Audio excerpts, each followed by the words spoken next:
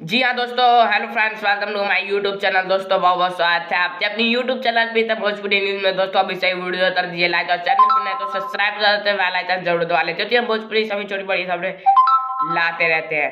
तो दोस्तों बता दूं कि एक तस्वीर आप अपने स्क्रीन पर देख सकते हैं जिसमें पराग पाटिल और खेसारी लाल यादव है, और एक और तस्वीर आप देखिए जिसमें पूरी टीम है। सिनेमा को लेकर चर्चा हुई है। खेसारी लाल यादव थे मुंबई वाले फार्म हाउस पे। तो बता दूं फिल्म का नाम है आस्ती, और फिल्म के डायरेक्टर है दोस्तों पराग पाटिल, और उन्होंने ही अपने सोशल मीडिया के जरिए ये फोटो शेयर किया है, और एक लाइन भी उन्होंने शेयर किया है। फिल्म का नाम आस्ती तो लेकर कि एक सनम, बस एक सनम चाहिए आस्ती के लिए। जी हाँ दोस्तों, ऐसा आप पढ़ भी सकते हैं स्क्रीन पर।